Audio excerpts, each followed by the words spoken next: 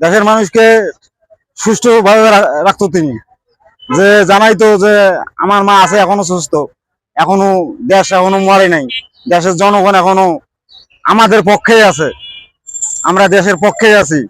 কিন্তু উনি আমাদের আমাদের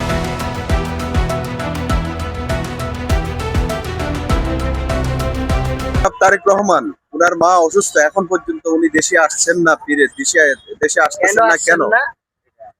এটা আসছেন না নিজে খামখালি কারণে আসছেন না। যদি খামখালি না করে উনি ঢুকবে, লড়াই করবে, লড়াই তখন সরকার না, ডাব্লিউ রহমান সরকার, তারেক রহমান আসবে, দেশ উজ্জ্বলে ভরে যাবে। আমরা সবাই চাই একটা ছেলে, আমার যদি আমি যদি বলে দেয় আমার ফেসবুকে চালে আমার ছেলে এখানে কি হবে তা বুঝে না, মার কাছে আসবে, মার কাছে ছেলে আমি 2 দিন ছিলাম, 1 দিন মেডিকেল ছিলাম, আমার ছেলে রবি কুমিরা চাঁদপুর থেকে উড়াল দিয়ে আমাকে ঢাকা মেডিকেল ভিজিট করার জন্য বসে রয়েছে। তাহলে তারেক জি হ্যাঁ অবশ্যই, আপনার যদি আপনার ছেলে যদি আপনার আমেরিকা লন্ডন থাকে, যদি আপনার ছেলে যদি আপনার লাশ ওই অসুস্থ না থাকে, তাহলে আপনি কি বুঝ পাবেন? এটাকে আপনি কিভাবে দেখছেন? আমি এটা খারাপ ভাবেও দেখতেছি, কেন দেখতেছি, মা ছেলেকে দেখতে পারবো তো কেমন লক্ষণ আল্লাহ তালা দিছে? আল্লাহর কি হুকুম এটা? আল্লাহ তালা বলছে যত কিছু হোক, মা অসুস্থ থাকলে এখানে কোনো কিছু বাধা বিঘ্ন কিছু থাকে নয় কার না, তাহলে উনি আসবে, আসতেছে, এতটুকু আমাদের শুভকামনা। তারেক জিয়ার উদ্দেশ্যে বলেন, উনি দেশে আসার জন্য আপনি বলেন তাহলে।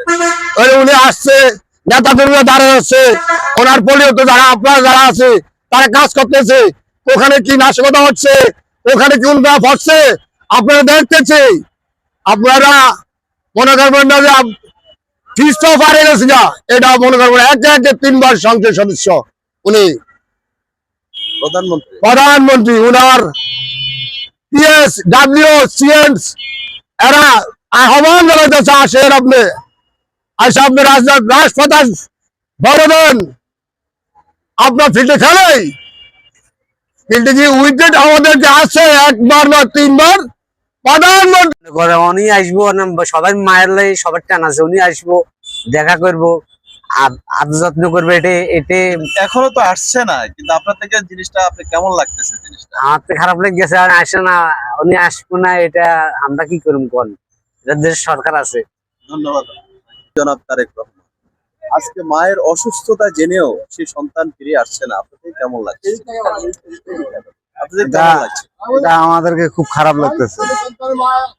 তিনি পরপর এই দেশে 3 বারের প্রধানমন্ত্রী ছিলেন, তার ছেলে তার মার অসুস্থতার কারণ নাশকতা যে শুনে তিনি দেখতে আসতেছেন, তার ব্যর্থতার কারণ এটা।